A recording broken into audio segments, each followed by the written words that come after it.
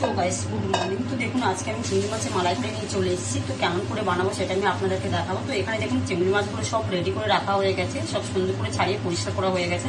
তো এখন ওইটাকে আমি নুন লাগিয়ে দেবো, লাগিয়ে নিয়ে আমি এটা ভেজে দেখাবো আপনাদেরকে। তো চলো সঙ্গে থাকুন আর দেখতে থাকুন।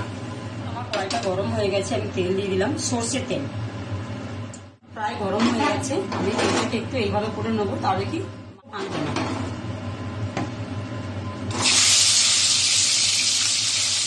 হালকা করে ভাজবো, তাহলে বেশি ভাজলে কিন্তু সিদ্ধ হতে চায় না, এটাই নিয়ম। দেখুন এক পিঠ হয়ে গেছে, না এক পিঠ উল্টে দেবো। মাছগুলো হালকা ভাজা হয়ে গেছে, আমি এক পিঠে তুলে নেবো। এইভাবে করে পুরো মাছটা ভিজে ক্লিয়ার করবো।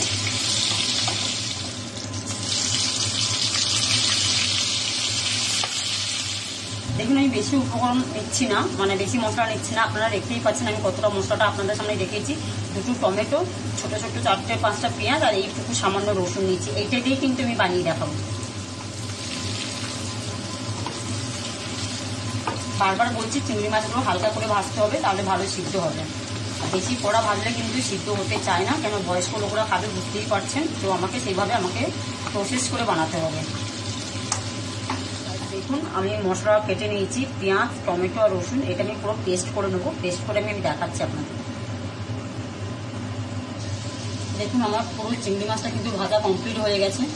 দেখছেন আমি এই তেলেই কিন্তু বানাবো, আমি কিন্তু বেশি আর তেল দেবো না। আমি পরে আর ঘি দেবো না, আমি এখনই ঘিটা অ্যাড করছি, তাহলে আমার তেল আর ঘিটা সমান হয়ে গেলে আমি মশলাটা কষাতে পারবো। কেন অনেক বয়স্ক লোকরা খাবে, তাই আমাকে কম রিচ করে করতে হবে, বাট হাই হবে, টেস্টি হবে।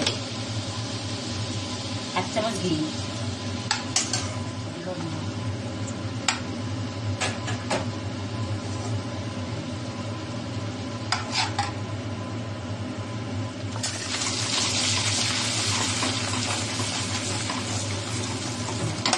দেখুন ফোড়ন নিয়ে নিয়েছি আমি গোটা গরম মশলা। এখানে আছে তোমার এলাইচি, দারচিনি, লবঙ্গ আর সামান্য পরিমাণ একটু জিরে।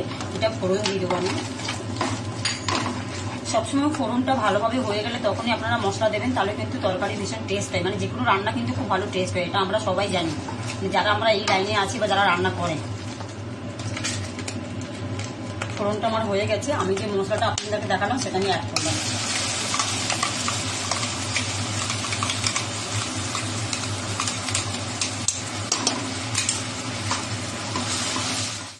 দেখতে পাচ্ছেন আমি কিভাবে করে কম আঁচ করে মশলাটাকে কষে নিচ্ছি। মশলাটাকে কম আঁচ করে কষলে কিন্তু সব থেকে মেন ওর যে একটা কাঁচা গন্ধ ভাব থাকে সেটা চলে যাবে, তাহলে টেস্ট খুব ভালো হবে। দেখুন আমি কিন্তু কোনো বেশি তেল কিন্তু দিইনি, আপনারা কিন্তু দেখতেই পাচ্ছেন, কেন যেহেতু বয়স্করা খাবে, প্রায় 8 থেকে 9 জন মতন কি 7 জন মতন এইরকমই। তো যাই হোক, তো তাদের জন্যই বানানো, বিশেষ করে কেউ খেয়ে গেছিলো, তার খুব মনে পড়েছে আবার খেতে চাইছে আমার হাতে, তো তার কারণে বানানো। তো দেখুন এইভাবে করে একটু কম আঁচ করে যদি মশলাটা কষেন তাহলে কিন্তু ভালো টেস্ট হয় আর ভালো খেতে হয়। এখানে দেখুন এটা হচ্ছে কিশমিশ, সাদা তিল, কাজু, এটা আমি পুরোটা পেস্ট করে নেবো। সো গাইস দেখুন মশলা আমরা প্রায় কষানো হয়ে গেছে, তেলও ছেড়ে দিয়েছি, প্রায় 10 থেকে 15 মিনিট লাগলো মশলাটা কষাতে। তো দেখুন এবার আমি দিয়ে দেবো কাজু, সাদা তিল, কিশমিশ পেস্ট। আমি আপনাদেরকে একটু আগে দেখেছিলাম, এই যে পেস্ট করে নিয়ে চলে এলাম, এই পেস্টটা আমি দিয়ে দেবো। কিশমিশটা দেওয়ার কারণ হচ্ছে তাহলে আপনাকে আর মিষ্টিটা অ্যাড করতে হবে না, এটা থেকে মিষ্টিটা বেরিয়ে যাবে। এটা একটু ভালো করে নাড়াচাড়া করবো, দেখবে একটু পরেই তেল ছেড়ে দেবে, দারুণ সুন্দর একটা কালার চলে আসবে। দেখুন হালকা হালকা তেল ছাড়তে শুরু করেছে, তার মানে কি আমার মশলাটা প্রায় হয়ে আসছে। এবার আমি গুঁড়ো মশলা অ্যাড করবো, লঙ্কার গুঁড়ো, হলুদ গুঁড়ো, জিরের গুঁড়ো, এটা আমি অ্যাড করলাম। পরিমাণ মতো নুন অ্যাড করলাম।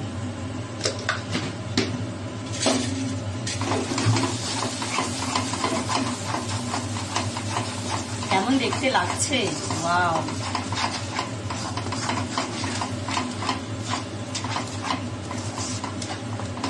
মশলা কিন্তু আমার প্রায় হয়ে এসছে, আর হার্ডলি 2 থেকে 3 মিনিট আমি কষাবো। লেখাই আছে কোকোনাট মিল্ক, 2 পাউচ অ্যাড করলাম। এটা গ্রাম আছে তোমার হচ্ছে, বলে দিচ্ছি কত আছে, 25 ml করে। আর এটা হচ্ছে ক্রিম, আমুলের ক্রিম, দেখছেন আমুলের ক্রিম, টোটালি অ্যাড করবো আমি। দেখুন আমি ক্রিমটা অ্যাড করলাম।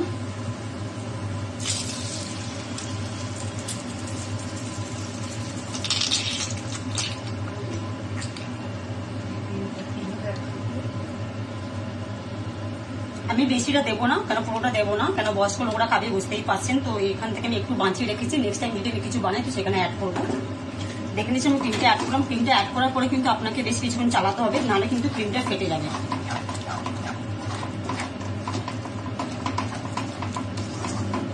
খেতে কিন্তু বাম্পার হয়ে গেছে। কোনো রান্না কিন্তু আসান নয়, কিন্তু সেটাকে আসান আপনাদেরকেই করে নিতে হবে। কারণ কাউকে যখন আপনি খাওয়াবেন, সে যখন আপনার প্রশংসা করবে, তখন তো আপনি মানে বলতে আগে আমি বানাই এইসব রেসিপি। তো দেখুন আমার এটা পুরো কষানো হয়ে গেছে, দেখেছেন খুব সুন্দর কালার হয়ে গেছে, আর কিন্তু ফাটেনি। কিন্তু আমি আপনাদেরকে একই কথাই বলছি, ক্রিম যখনই অ্যাড করবে তখন কিন্তু আপনাকে সঙ্গে সঙ্গে চালাতে হবে, কেন গরমের সঙ্গে একটা ঠান্ডা জিনিস পড়লে কিন্তু অটোমেটিক ফাটতে শুরু করে, দুধ জাতীয় জিনিস। তো দেখুন এটা পুরো হয়ে গেছে। এবার আমি নারকেল দুধটা অ্যাড করলাম।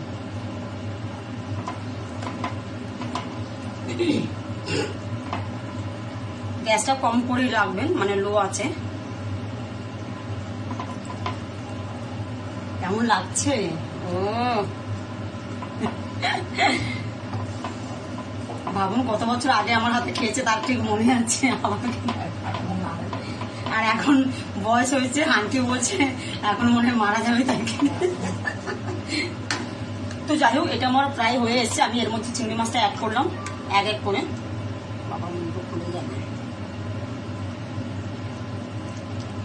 হালকা করে চিংড়ি মাছ ভাজলে কিন্তু তাড়াতাড়ি সিদ্ধ হয়ে যায়। আমি আপনাদেরকে বারবার একই কথা বলছি, এই প্রসেসটা কিন্তু এরকমই নিয়ম। কিন্তু চিংড়ি মাছ এমন একটা জিনিস, বেশি কড়া ভাজলে কিন্তু ওটা সিদ্ধ হতে চায় না, তাই তো আন্টি?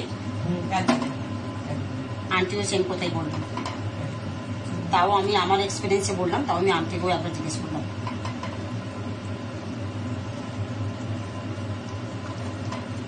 জলটাও দিয়ে দিলাম চিংড়ি মাছে যেটা বেঁচেছিল।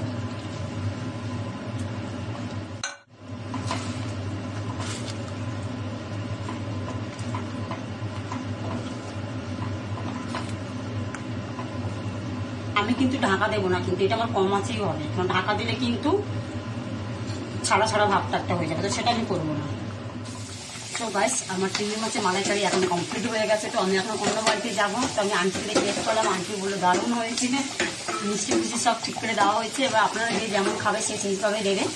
তো চলো এখানেই সমাপ্ত, টাটা। পরের রেসিপির জন্য আপনারা অপেক্ষা করবেন, আমি তো আপনাদেরকে রেসিপি দিতেই থাকবো।